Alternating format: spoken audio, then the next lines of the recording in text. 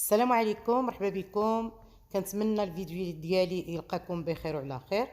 اليوم ان شاء الله جيت باش نشارك معكم واحد كيكه ديال الجزر اللي كتجي في الصراحه لذيذه بزاف، اللي كنتمنى تتبعوا معايا المراحل كامله باش تشوفوا الطريقه ديالي السهله والبسيطه. ان شاء الله غنبداو على بركه الله. بالنسبه للمقادير، عندي 3 ديال البيضات اللي كيكونوا الحجم الكبير، جوج كيسان ديال الطحين نوعيه جيده، ساشيه ديال فاني، جوج ديال الخمارات، خيزويه او جزره كبيره مبشوره، نص كاس ديال الزيت، كاس الربع ديال السكر حبيبات او سكر سنيده، عندي كاس ديال عصير البرتقال، وواحد لو زيست ديال القشره ديال البرتقال او المبشور ديال البرتقاله، وواحد القبيصه ديال الملح، وشي جوج ديال المعالق ديال الكركاع اللي كيكون مهرمج. دابا غنبداو على بركه الله. اول حاجه غنديرو هي غنخدموا هذا البيض اللي غادي نخدموه مزيان، اللي غنضيفوا له واحد الساشيه ديال فاني، وغنضيفوا له واحد القبيصه ديال الملح.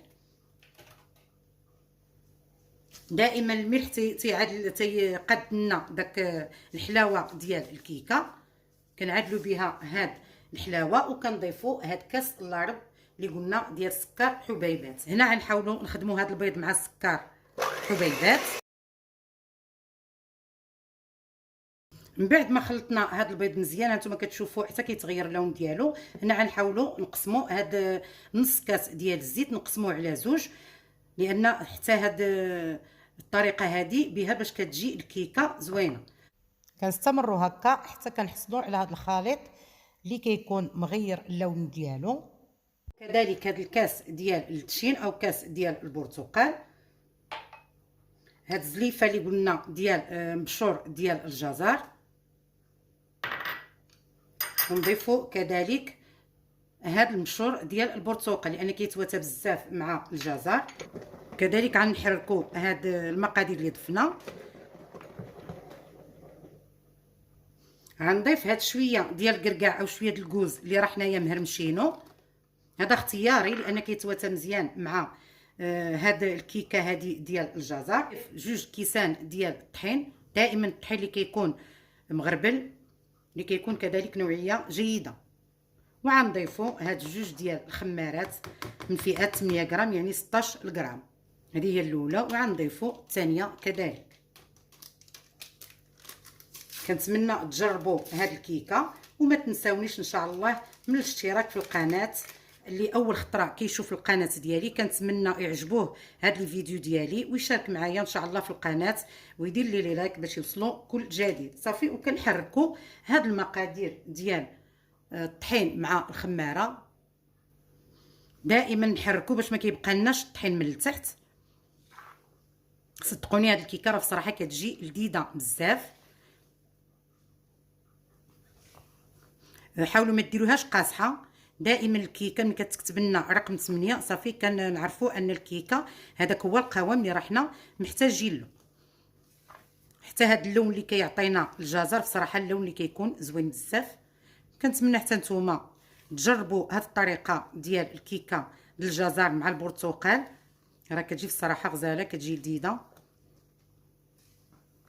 انا درت جوج كيسان ديال الطحين وغادي نشوف الا كان هذا الطحين كيشرب، راني غنضيف واحد المعلقه او جوج. هانتوما كتشوفوا القوام ديال هاد العجين هذا. غادي نضيف واحد المعلقه ديال الطحين. انا هنايا غادي نضيف واحد المعلقه كبيره ديال الطحين باش كيجيني القوام شويه قاد راسو. صافي انا ضفتي معلقه هنايا كبيره، وكنحركوا هذا الخليط مزيان باش ما كيبقى لناش الطحين في التحت ديال الكيكه او هذا الخليط هذا. هنا كنحاولوا نحركوا حتى من التحت باش ما كيبقى لناش الطحين من التحت. طريقه سهله وبسيطه. وانا عندي هنايا المول راه مدهون بالزبده، اي مول نتوما كتفضلوا يمكن لكم ديروا هاد الكيكه هادي. القوام ديال العجين ديالنا هو هذا، انتم كتشوفوا القوام ديالو ما كيهبطناش دغيا. هذا هو القوام اللي انا محتاجاه. كتكتب لنا رقم 8.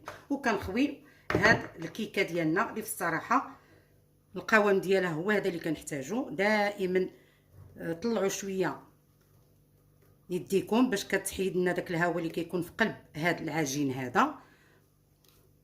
عندي الفران هنا عاد شعلته على 180 درجه. دائما النار كتكون من التحت. الا كانت الفرفاره من الاحسن باش كيعطي كتوزع لنا ديك الحراره على الجناب وعلى حتى الوجه. ملي كطيب لنا واحد 40 دقيقه كنشعلو من الفوق، كتحمر لنا واحد 4 دقائق و5 صافي، وكنجبدوها من الفران. ان شاء الله غنتلاقاو من بعد ما طيب لنا هاد الكيكه. بعد ما مرات واحد 40 دقيقه خرجنا هاد الكيكه ديالنا ديال الجزر او ديال خيزو اللي الصراحه كتجي رائعه. انتم الشكل ديالها. دابا غنحاولوا نخليوها شويه تبرد عاد نحيدوها من المول. دابا الكيكه ديالنا من بعد ما بردات ودرناها في صحن التقديم. انا هنايا غادي نحاول ندير لها شويه ديال السكر كلاصي مع القرفه لان كيتواتى مع الجزر ومع التشين. هذا هو الشكل النهائي ديالنا. دائما كنسبودريوها في الصفايه باش كيجينا المنظر زوين. وهذا هو الشكل النهائي اللي تنتمنى الصراحه تعجبكم وتشاركوا معايا هاد الكيكه هذه. وهنا دائما الكيكه حتى كتبرد عاد نقطعوها قطع. دابا من بعد ما قطعنا هاد القطعه هذه هانتوما كتشوفوا الشكل ديالها في الصراحه اللي كيجي رائع بزاف. اللي كنتمنى حتى نتوما تشاركوا معايا هاد الوصفه البسيطه والسهله اللي ما كتاخذش منا واحد الوقت كثير. وفي الاخير شكرا بزاف على اي واحد كيتبع معايا في القناه ديالي، وكنتمنى حتى لاول خطره كيشوف القناه يشارك معايا في القناه. وما تنساونيش ملي لايك باش يوصل الفيديو لاكبر عدد من الناس.